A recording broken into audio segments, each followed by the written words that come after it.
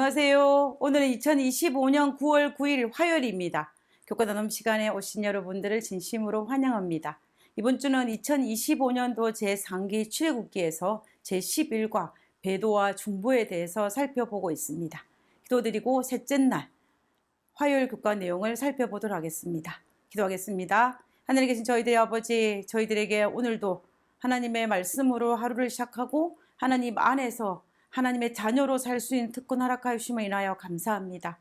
오늘도 하나님의 자녀로서 누릴 수 있는 최대한의 축복을 누리는 하루 되게 하시고, 그리고 최대한 하나님의 은혜를 맛보아 아는 하루 될 수 있도록 주여 도와주시옵소서. 이 시간에도 우리와 함께 하시옵기를 간구드리오며 거룩하신 예수님의 이름으로 기도드렸습니다. 아멘. 감사합니다. 우리는 월요일 소재에서 패배한 주자 아론의 모습을 살펴보았습니다. 월요일 소재에서는 우상 숭배는 더 깊은 죄악의 나락으로 빠지게 되는 단초가 되는 역할을 한다는 것도 살펴보았습니다. 오늘 화요일 소재의 제목은 스스로 부패함입니다. 먼저 출애굽기 32장 7절과 8절에 있는 말씀을 읽어보도록 하겠습니다. 출애굽기 32장 7절과 8절에 있는 말씀입니다. 여호와께서 모세에게 이르시되 너는 내려가라. 내가 애굽 땅에서 인도하여 낸 내 백성이 부패하였도다. 그들이 내가 그들에게 명한 길을 속히 떠나 자기를 위하여 송아지를 부어 만들고 그것을 숭배하며 그것에게 희생을 드리며 말하기를 이스라엘아, 이는 너희를 애굽 땅에서 인도하여 낸 너희 신이라 하였도다. 시내산 아래에서 금송아지 신상을 세우고 이방인들처럼 축제를 벌이고 있는 모습에 대노하신 하나님께서 모세에게 하신 말씀입니다. 하나님께서 모세에게 하신 말씀 중에서 우리의 눈을 사로잡는 어떤 특별한 단어가 있습니다. 그 단어가 여러분들의 눈에도 보이십니까? 어떤 단어가 우리의 시선을 집중시킵니까? 그것은 하나님께서 이스라엘 백성을 향하여 내 백성이라고 하지 아니하고 내 백성이라고 하신 것입니다. 그리고 그들이라고 하시면서 하나님께서 이스라엘 백성을 향하여 대노하고 계시는 것을 볼 수가 있습니다. 하나님께서 북방 이스라엘이 패역하였고 남방 유다가 패역하였을 그때에도 내 백성 에브라임아, 내 백성 예루살렘아 라고 하셨지 너의 백성, 내 백성이라고 하지는 않으셨습니다. 그렇기 때문에 이 내 백성이라는 이 부분은 보기 드문 장면입니다. 성경에 등장하는 하나님의 모습은 자비롭고 은혜롭고 노하기를 더디하시는 모습이 훨씬 많습니다. 그런데 이렇게 대노하시면서 내 백성이라고 하는 것을 참으로 보기 드문 장면이라는 것입니다. 그뿐만 아니라 하나님께서 얼마나 대노하셨는지 모세에게 말씀하시기를 10절에 내가 그들에게 진노하여 그들을 진멸하고 너가 누구입니까? 모세를 통하여서 큰 나라가 되게 하리라 라고 하였습니다. 다시 말하면 이스라엘 백성들을 여기에서 다 진멸하고 모세를 통해서 새롭게 한민족을 세우겠다라고 말씀하시는 것입니다. 우리가 어디에서 이처럼 대노하신 하나님의 모습을 볼 수 있었습니까? 이스라엘이 시작도 하기 전에 멸망할 위기에 처한 것입니다. 먼저 하나님께서 이렇게 대노하신 근본적인 이유가 도대체 무엇이었을까요? 이스라엘 백성들이 우상을 섬김으로써 하나님에게서 떠나고자 했기 때문일 것입니다. 이것은 단순히 하나님 대신에 잠깐 우상을 선택하는 그런 문제가 아니었습니다. 그런 차원이 아니라는 것입니다. 제일 좋은 것을 버리고 조금 더 안 좋은 것을 선택하는 문제가 아니라는 것입니다. 하나님을 버리고 우상을 선택했다는 것은 생명을 버리고 멸망을 선택했다라는 의미입니다. 하나님은 죄와 함께 할 수 없는 분이십니다. 우리가 에스겔서를 읽어보면요, 하나님의 성전에 우상이 가득하니까 여호와의 영광이 어떻게 되었습니까? 여호와의 영광이 성전을 떠났습니다. 그래서 우상은 하나님과 공존할 수 있는 차원의 문제가 아닌 것입니다. 그들이 우상을 선택했다는 것은 하나님을 떠났다라는 행위와 동급이라는 것을 볼 수가 있습니다. 그러므로 우상을 섬기는 것은 하나님으로부터 떠나는 행위입니다. 그렇기 때문에 하나님께서는 결코 이 부분에 대해서는 용납할 수 없었던 것입니다. 아니, 용납하고 싶어도 할 수 없는 부분이라고 보는 것이 더 정확할 것입니다. 그래서 하나님은 대노할 수밖에 없었던 것입니다. 그리고 우상은 우리의 삶의 불행의 시작입니다. 에스겔 선지자에게 우상 숭배는 하나님 백성이 겪는 모든 불행의 시작이자 핵심이라고 하였습니다. 하나의 우상을 섬기자 더 많은 우상을 섬기게 되는 것입니다. 에스겔이 바벨론의 포로 잡힌 땅 그발 강가에 있을 때에 하나님께서 환상을 통하여서 예루살렘 성전이 얼마나 부패했는지, 그들이 얼마나 많은 우상들을 섬기고 있는지를 환상을 통해서 보여주었습니다. 그때 에스겔이 환상을 통해서 성전 안에 보니까 성전 안에 제사장들이, 장로들이, 여인들이 여기저기에서 우상 숭배를 하고 있는 모습을 보았습니다. 죄악으로 가득 차 있는 것을 보았던 것입니다.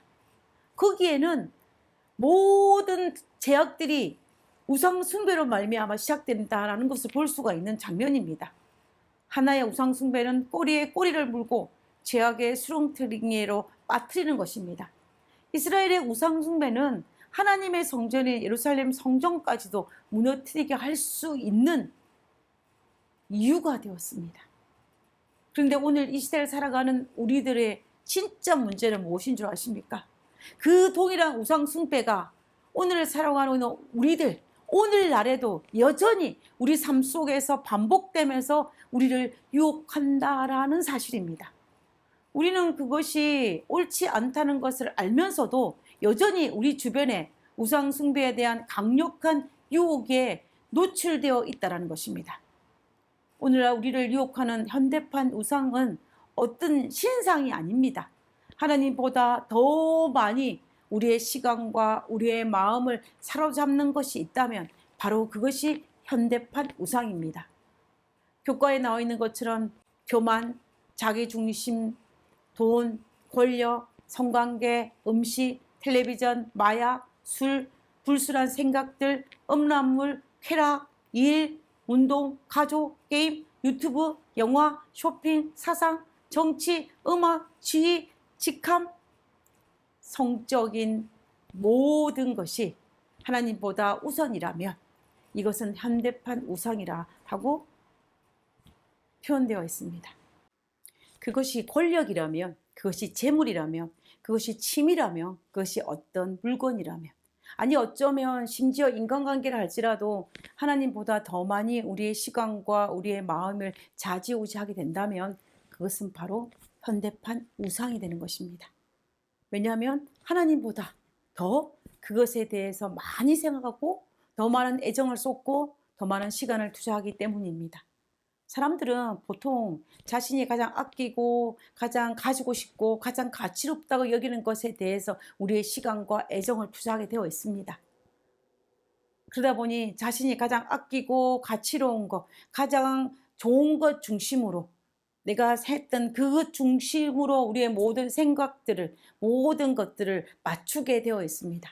그러니 자연히 우리의 바라보는 것도 사고방식도 자신이 가장 아끼고 가치로운 모든 것들에 그 초점을 맞춰서 밖에 없는 것입니다.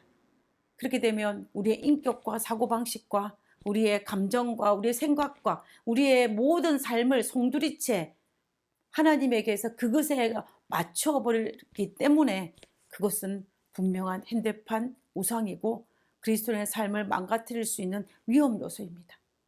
그렇게 되면 그것 중심으로 우리의 사고방식도 바꿔지기 때문에 굉장히 위험할 수밖에 없습니다.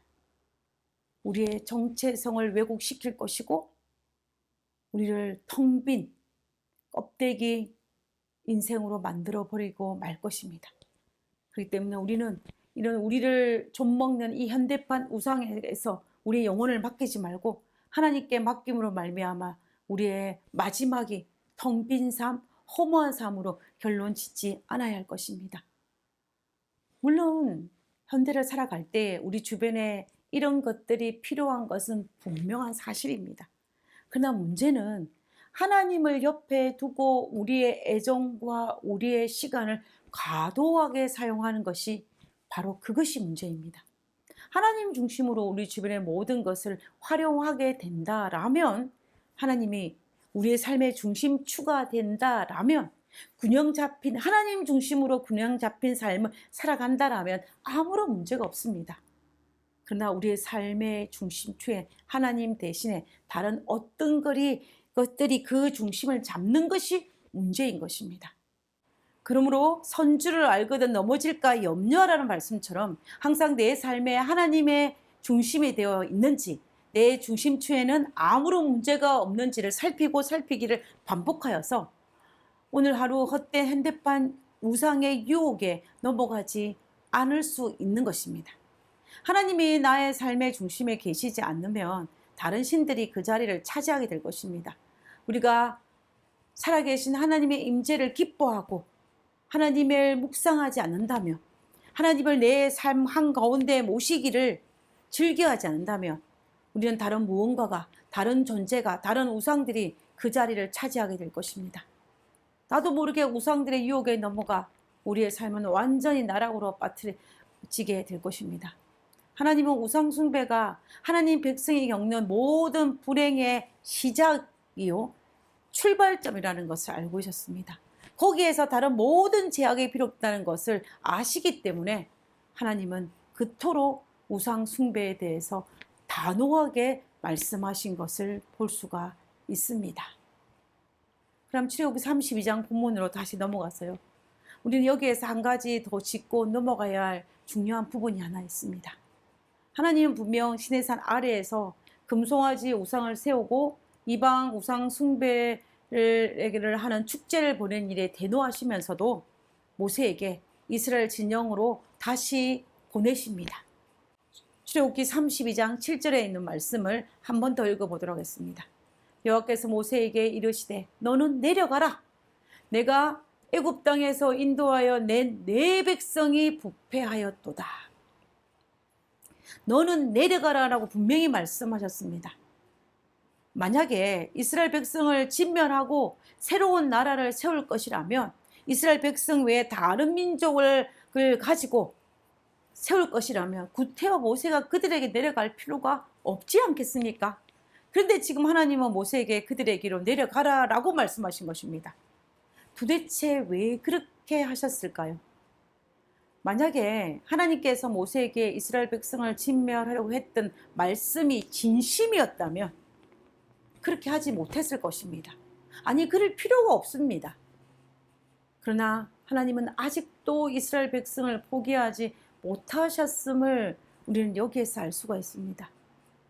어쩌면 하나님은 모세가 백성을 위해 중보 기도해 주기를 기다리고 계시는지도 모르겠습니다. 하나님은 그들에게 아직도 은혜의 시간을 주고 싶은 마음이 있었기 때문에 모세에게 그들 가운데로 내려가라 라고 명하셨을 것입니다. 우리가 그리스도인으로 살아가면서 하나님의 진심을 정말로 마음으로, 가슴으로 안다면 우리는 많은 부분에서 달라질 수 있을 것입니다. 우리가 우상들의 유혹이 그리 크게 느껴지지 않을 것이라고 확신합니다. 어쩌면 현대판 우상들에게 집중하기보다는 하나님의 진심에, 그분의 품성에, 그분의 사랑에 우리의 모든 것을 집중한다면 우리는 우상들이 많은 이 세상을 살아가지만, 우상들이 우리를 아무리 유혹하고 우리를 넘어뜨려 하지만 우리는 쉽게 넘어가지 않을 것입니다. 오늘 하루도 하나님의 진심인 우리를 향한 사랑에 흠뻑 젖어드는 하루가 되셨으면 좋겠습니다. 하나님께 집중함으로 말미암아 오늘 하루를 살아갈 때 우리를 유혹하는 많은 우상들에게서 유혹에 넘어가지 아니하고 든든히 서는 그리스도인이 되었으면 좋겠습니다. 우리 모두 그러한 승리한 삶을 살게 되시기를 바라면서 기도하고 오늘 교과를 마치도록 하겠습니다. 기도하겠습니다. 때로 신앙의 문제를 얼마나 가볍게 여기는지 모릅니다. 이스라엘과 같은 잘못에 빠지지 않을 것이라고 하면서도 우리의 생각과 감정은 다른 일들로 왜곡되고 타락하기 쉽습니다. 마음을 일깨워주시고 주님 주신 바른 길을 걷게 도와주옵소서. 하늘에 계신 아버지, 다시 한번 우리의 연약한 체질을 하나님 앞에 고백합니다. 그러므로 하나님을 붙듭니다. 하나님께 매달립니다. 하나님, 우리를 붙들어 주셔서 오늘 하루도 사탄의 유혹에 넘어가지 않고 승리하는 저희들 되게 하시옵기를 거룩하신 예수님의 이름으로 기도드렸습니다. 아멘.